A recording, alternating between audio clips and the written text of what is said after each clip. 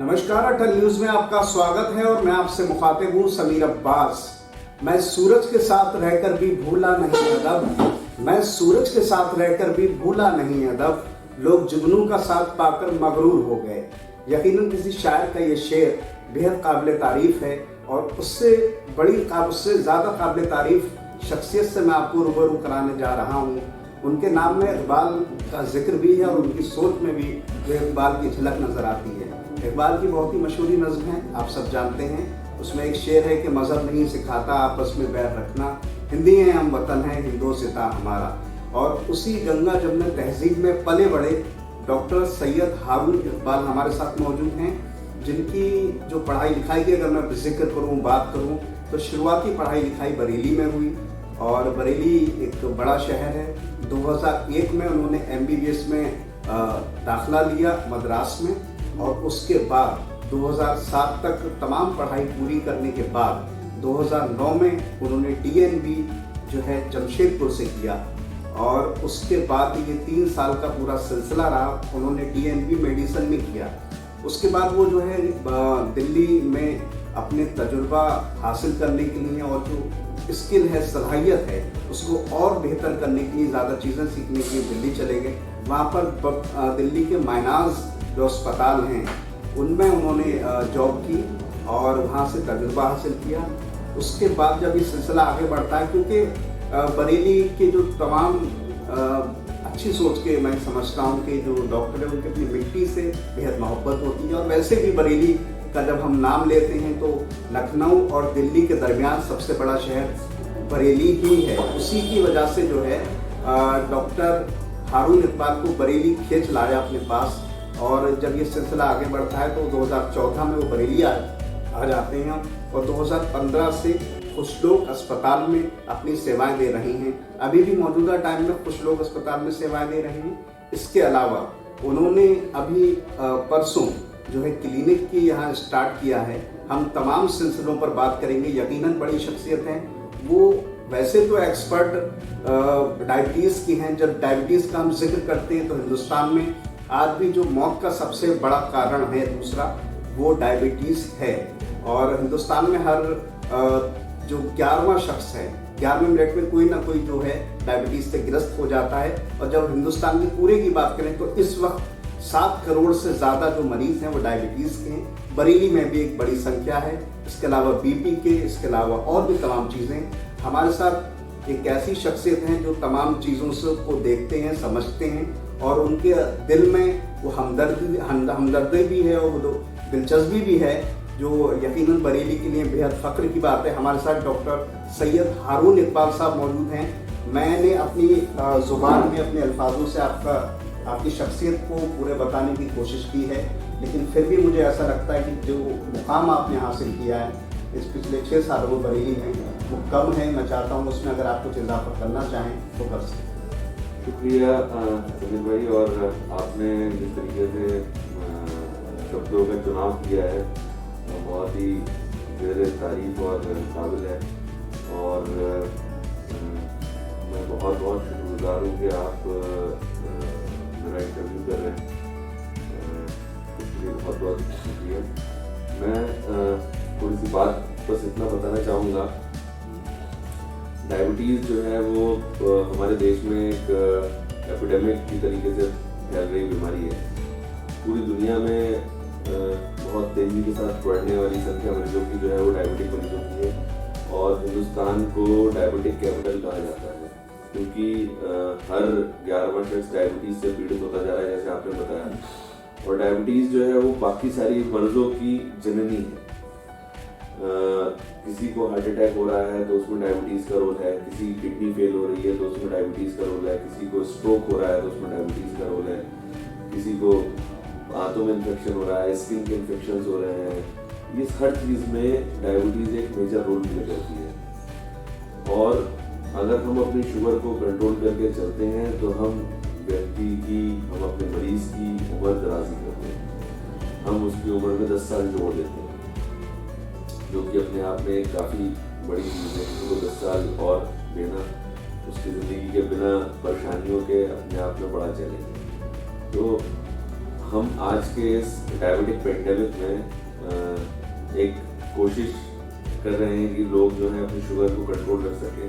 Diabetes के बारे में लोगों का ज्ञान जो है वो बहुत ही नगण्य है, और आज से 5 साल पहले अगर मुझसे पूछा जाता तो मैं भी शायद उसी धारा में बह रहा होता। लेकिन इतने सालों में जो रिफाइनमेंट और जो मॉडिफिकेशन हमने देखे हैं वो अपने आप में काफ़ी इफेक्टिव हैं ट्रीटमेंट पार्ट को लेकर के, और लोगों की सबसे ज़्यादा ज़रूरी है लोगों को जागरूक बनाने के तौर पर। जो आज का मीडिया, चाहे वो प्रिंट फॉर्म में हो, चाहे वो इलेक्ट्रॉनिक फॉर्म में हो, और चाहे वो वोकल फॉर्म में हो, बहुत अच्छा रोल प्ले कर रहा है। जी, मैं आप थोड़ा सिलसिले को आगे बढ़ाऊंगा। आप बेहद अच्छी उर्दू भी जानते हैं, बहुत अच्छी हिंदी भी जानते हैं, जो मैंने अभी महसूस किया आपके साथ बैठ के। मुझे तो लगता है कि मेरी जॉब पर कुछ असर पड़ सकता है। फिलहाल मैं टॉपिक पर आता हूँ। जो डायबिटीज़ है उसको साइलेंट किलर के रूप में समझा जाता है, माना जाता है। आखिर क्या ऐसी वजह है? वैसे तो जहाँ तक मैंने पढ़ा है कि हमारे जो संविधान रचयिता थे डॉक्टर भीमराव अम्बेडकर, उनकी भी जो 1956 में जब मौत हुई तो डायबिटीज़ से हुई थी। अब हम 2021 में आ रहे हैं, डायबिटीज़ हर दिन के साथ बढ़ रही है। आखिर डायबिटीज़ की बढ़ने की वजह क्या है और क्या क्या एहतियात ज़रूरी है इसमें? डायबिटीज़ जो है वो उसको साइलेंट किलर इसलिए नहीं कहा जाता है क्योंकि आपके जो नर्व्स हैं जहाँ पे आपको दर्द महसूस होना चाहिए, वो दर्द आपको महसूस नहीं होगा और शरीर जो है वो धीरे धीरे खुलता चला जाएगा आपका। इसलिए डायबिटीज़ को हम साइलेंट किलर बोलते हैं। बहुत से लोगों को जो है वो हार्ट अटैक आ जाता है, लेकिन उन्हें दर्द का एहसास नहीं होता है, पता ही नहीं चल पाता है कि आदमी को या व्यक्ति को कब अटैक आ गया और वो कब जो है वो इस दुनिया से रुखसत हो गया। इसलिए डायबिटीज़ को साइलेंट किलर बोला जाता है। दूसरी चीज़ ये, डायबिटीज़ जो है वो व्यक्ति को हर तौर पे कमज़ोर कर देती है, क्योंकि ये ऐसी बीमारी है, खाली हमारा टारगेट जो है, ध्येय जो है वो शुगर के लेवल्स को नीचे लाना नहीं होता है। हमारा ध्येय है कि आपके शरीर के अंदर जो माइक्रो वेसल्स हैं उसको बचाया जा सके, यानी कि जो शरीर की ब्लड सप्लाई है जो हर छोटे बड़े ऑर्गन में जा रही है उसको बचाया जा सके। क्योंकि इसका डायबिटीज़ के अंदर बढ़ी हुई शुगर का सबसे बड़ा रोल होता है, ये इन ब्लड वेसल्स को ख़राब कर देती है और ये धीरे धीरे करके ब्लॉक होने लगती है, बंद होने लगती है, जिसकी वजह से जो है वो व्यक्ति बीमार पड़ता चला जाता है। और आज के दौर में जो सबसे बड़ा कारण है डायबिटीज़ के बढ़ने का वो है हमारा गलत लाइफस्टाइल। लोगों का एक्सरसाइज ना करना, देर से सोना, सुबह देर में उठना, खाना खाने की जो आदतें हैं हमारी वो बहुत ख़राब है लोगों की।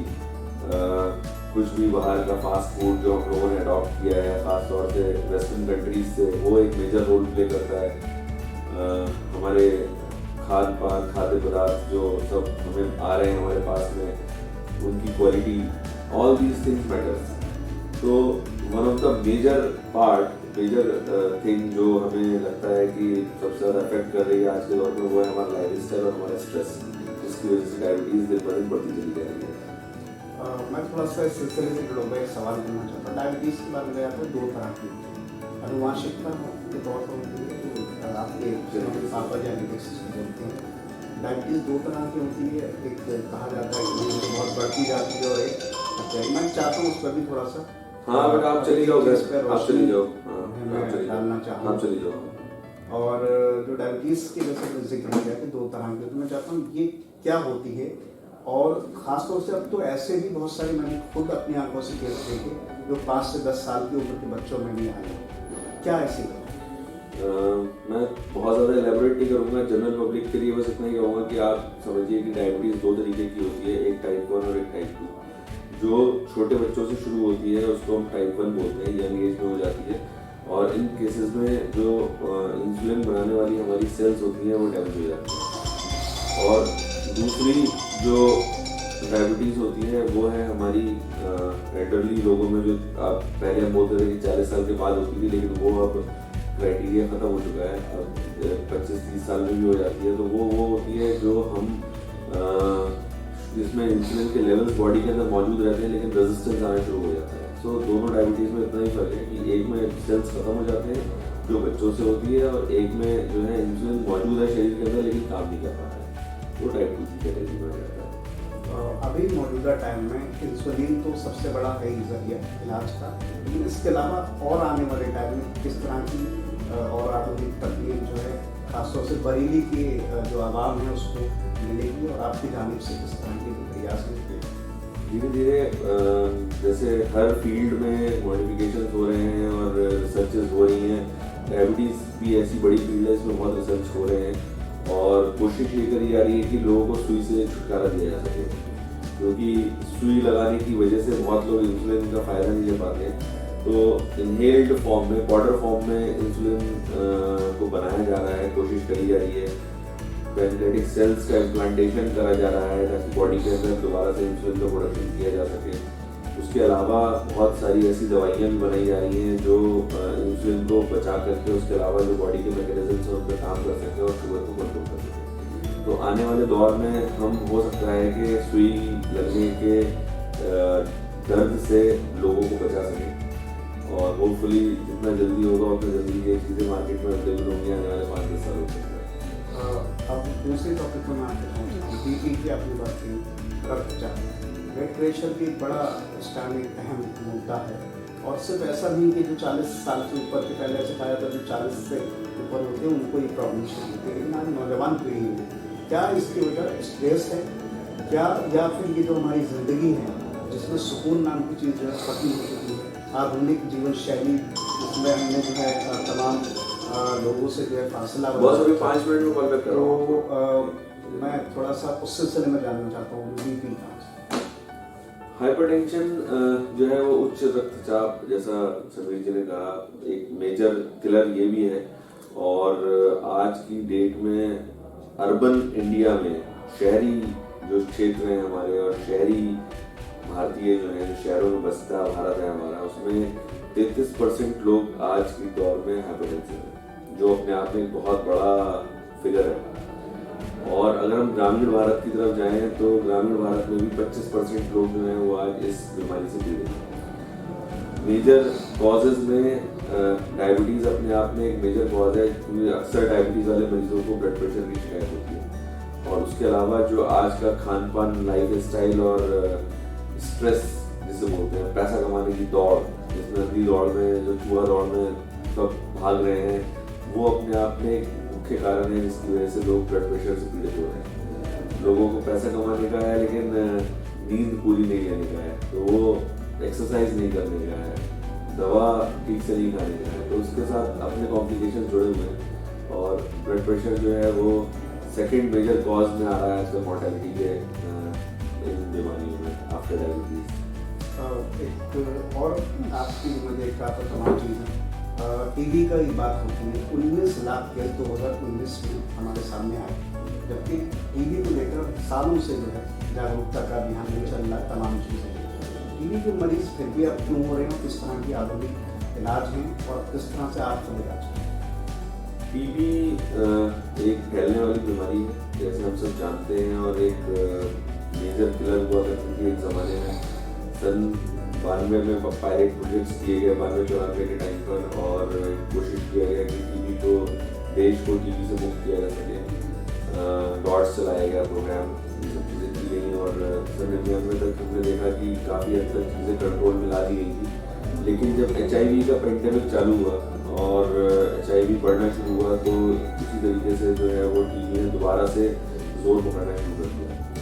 ये पुरानी चीज़ हो गई, लेकिन आज के दौर में मैं भारत सरकार के प्रयासों का बहुत बहुत धन्यवाद देना चाहूँगा कि भारत सरकार जो है वो 2025 तक टीबी को एलिमिनेट करने के लिए जो प्रयास कर रही है, जो जी तोड़ मेहनत कर रही है, वो काबिल तारीफ है।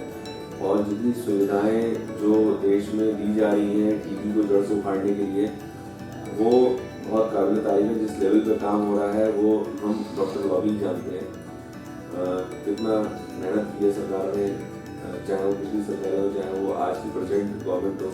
इन लोगों ने बहुत कोशिशें की हैं कि टीबी को हम जड़ से उखाड़ सकें और देश को टीबी से मुक्त कर सकें, क्योंकि ये एक ऐसी बीमारी है जिसको हम कंट्रोल कर सकते हैं। कंट्रोल होने वाली बीमारियों से अगर कोई किसी व्यक्ति की मृत्यु हो तो वो दुखदाई होता है। और जो दवाइयाँ, टेस्ट, जो लाखों रुपए की दवाइयाँ और महंगे महंगे टेस्ट जो सरकार मुफ्त कर रही है, वो बहुत काबिल तारीफ है। टीबी को कंट्रोल करने का तरीका बस एक ही है कि मास्क लगाइए, जैसे आजकल हम कोरोना से बचने में लगा रहे हैं, और दवाई समय पे खाइए, पूरी खाइए। यही जो चीज़ है वो टीबी से हमें बचा सकती है। दवाइयाँ अवेलेबल हैं, दवाइयाँ तोड़िए नहीं, कोर्सेज पूरे कीजिए, आप टीबी से देश को मुक्त कर लेंगे और टीबी हारेगी, देश जीतेगा। जी, मैं आपने जिक्र किया शुरू में और मुझे बताया क्रिटिकल केयर के लिए आप एक्सपर्ट हैं। मौजूदा टाइम में हमारे पास किस तरह की एक तकनीक है और कुछ गलत फहमी भी है लोगों में भ्रांति, खासतौर पर वेंटिलेटर और तमाम चीज़ आईसीयू में जो भी चीज़ होती है, बात सही है, वहाँ पर ज़िंदगी बेहद नाजुक मोड़ पर होती है और परिजन में भी एक कहीं ना कहीं डर होता है। किस तरह से दूर करना चाहते हैं उस डर? जब क्रिटिकल केयर की बात आती है तो उस वक्त हम लोग मरीजों के, तीमारदारों के इमोशंस के साथ बहुत हमें चीज़ें फेस करना पड़ती हैं और लोगों के इमोशंस बहुत हाई होते हैं उस वक्त में, क्योंकि किसी भी व्यक्ति की ज़िंदगी का सवाल होता है तो हर व्यक्ति जो है बहुत ही कनेक्टेड होता है इन सब चीज़ों को लेकर के। कुछ भ्रांतियाँ जो हैं वो गलत माध्यमों से लोगों तक जाती हैं, पहुँची हैं कि भाई वेंटिलेटर्स जो है वो इसलिए लगा दिए जाते हैं कि पैसा बनाया जा सके। सबसे पहली चीज़, इस भ्रांति को दूर करना चाहिए। वेंटिलेटर एक ऐसी मशीन है जो लोगों की जान बचाने का काम करती है। जब किसी व्यक्ति को सांस नहीं आ रही है उसको सांस देने का काम करती है। और सबसे जो लोगों के अंदर मन में एक भ्रम है कि वेंटिलेटर पे गया हुआ मरीज जिंदा वापस बच के नहीं आता, सबसे पहले इस चीज़ को अपने दिमाग से निकाल दीजिए। वेंटिलेटर पे जाने वाला हर मरीज जो है वो ऐसा नहीं आ रहा है। ये मरीज की बीमारी के ऊपर डिपेंड करता है, वो किस बीमारी से पीड़ित है और उसका शरीर की लड़ने की शक्ति कितनी है, जो दवाइयों से रिस्पॉन्स कितना है, वो कितना बच सकता है, ये सारी चीज़ों पर डिपेंड करता है। ऐसा नहीं है कि वेंटिलेटर पर गया हुआ मरीज जो है वो लौट के नहीं आता है। वेंटिलेटर पर जाने के बाद हम लाखों मरीजों को हमने बचा के घर ले जाते हैं और वेंटिलेटर एक जीवनदायी मशीन है कि कोई वेंटिलेटर में चला गया तो वापस नहीं आता। तो इस भ्रांति से बचना चाहिए। और पहली सबसे ज़रूरी चीज़ है, जैसा कि आज के दौर में लोग व्हाट्सएप यूनिवर्सिटी पे ज़्यादा विश्वास करते हैं, तो कृपया करके व्हाट्सएप यूनिवर्सिटी पे ना जाइए।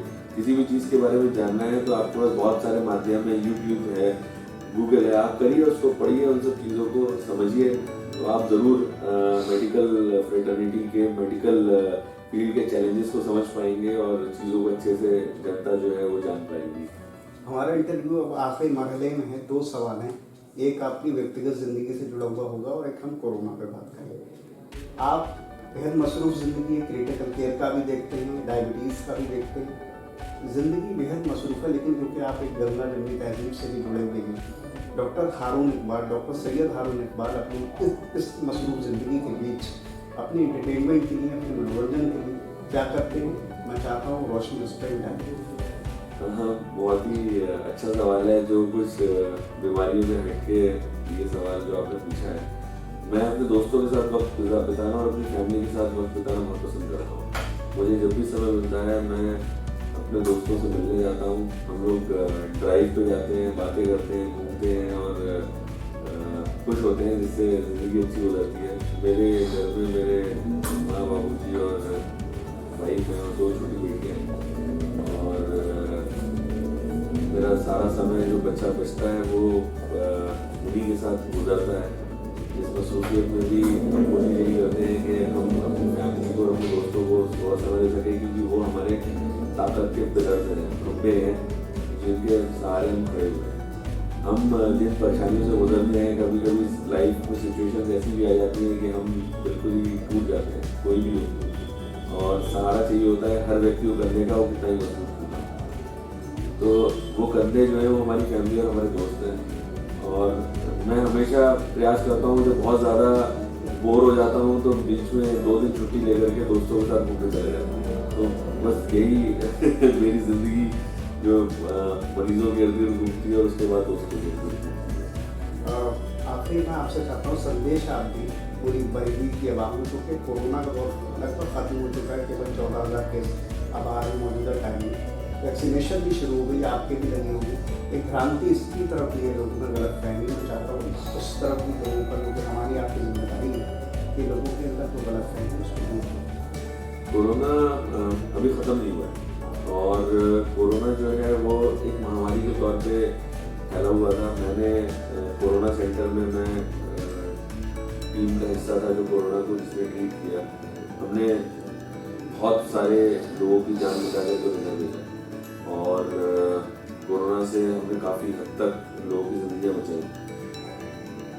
लोग ये ना समझें कि कोरोना ख़त्म हो गया है और प्रिकॉशन लेना बंद कर दें। आज की डेट में भी प्रिकॉशन बहुत ज़रूरी है। मैं मार्केट में देखता हूँ, कभी भी जाता हूँ तो लोग बिना मास्क नहीं घूमते हैं, जो बहुत ख़राब है। और दोबारा से कोरोना केसेस जो नए नए स्ट्रेन आ रहे हैं उसके फैलने का डर है। कुछ कुछ राज्यों में ये केसेस बढ़े भी हैं। मेरे बहुत सारे मित्र जो यूरोप में रहते हैं, यूके में रहते हैं, उनसे खबर भी मिलती है कि वहाँ भी कोरोना ने दोबारा जो नई स्ट्रेन थी उसमें पैर पसार। मेरी बस एक ही लोगों से विनती है कि आप अभी भी कोशिश करें वो प्रिकॉशंस लेने की जो आज से 3 महीने पहले लिए जा रहे थे, यानी कि physical distancing, not social distancing, physical distancing करिए और मास्क लगाइए, हाथ धोइए जो ज़रूरी है। उसके अलावा वैक्सीनेशन को लेकर के कुछ लोगों के मन में बहुत भ्रांतियाँ थी। हमारे पास में 2 वैक्सीन अवेलेबल हैं, कोवैक्सीन एंड कोविशील्ड। और कोविशील्ड के डेटा हम लोगों के पास में, कोवैक्सीन के डेटा हमारे पास कलेक्ट हो रहे हैं। मैंने खुद ने वैक्सीन लगवाई है, दोनों डोजेज लगवाए हैं और मैं आपके सामने बिल्कुल स्वस्थ बैठा हुआ हूँ। इसलिए कृपया करके दिल में से वहम निकाल दीजिए कि वैक्सीन से कुछ होगा। ऐसा कुछ नहीं है। वैक्सीन के गलत साइड इफेक्ट्स नहीं है, थोड़े बहुत माइनर साइड इफेक्ट्स हर व्यक्ति को आते हैं। फीवर आना, सिर में दर्द होना, जिस जगह पे इंजेक्शन लगाया उस जगह पे थोड़ी स्वेलिंग होना, ये माइनर साइड इफेक्ट्स हैं जो हर व्यक्ति के साथ में, हर वैक्सीन के साथ में होते हैं। तो वही बस साइड इफेक्ट्स आपको देखने को मिलेंगे लगाने से, इसलिए परेशान मत होइए और वैक्सीनेशन करवाइए। 60 साल से ऊपर के व्यक्तियों का वैक्सीनेशन ज़रूरी है, करवाना चाहिए। और छोटे बच्चों के वैक्सीनेशन की रिक्वायरमेंट नहीं है। बस यही मेरा कहने का ध्येय है कि वैक्सीनेशन से डरिए नहीं, उसके लिए आगे बढ़िए। वैक्सीनेशन से डरिए मत और आगे बढ़िए। और अपनी ज़िंदगी की मसरूफियत के बीच घूमने की बात की, तफरीह की बात की, तो मेरे जहन में एक शेर आया कि सैर कर दुनिया की गाफिल जिंदगानी फिर कहाँ, ज़िंदगी अगर रही तो नौजवानी फिर कहाँ। यकीनन डॉक्टर सैयद हारून इकबाल अभी नौजवान हैं और बरेली का ही नहीं बल्कि हिंदुस्तान का मुस्तकबिल भी हैं। वो आगे बढ़ेंगे तो बरेली का नाम आगे बढ़ेगा और तमाम जो बीमारी हैं उससे हज़ारों ज़िंदगी को महफूज कर सकेंगे। तो यकीनन काबिल तारीफ़ है, ज़िंदगी संघर्ष में गुजरी, मेहनत से मुकाम हासिल किया और आज बरेली के जो बेहतरीन डॉक्टर हैं उनमें उनका शुमार होता है। लेकिन इसके बावजूद भी अपनी ज़िंदगी में सादगी और शाइस्तगी जो है नहीं छोड़ी है, जो यकीनन और उन्हें बड़ा बनाती है। बहरहाल इन तमाम बातों के साथ मैं समीर अब्बास, कैमरामैन मुदस्सिर हुसैन के साथ अटल न्यूज़ से।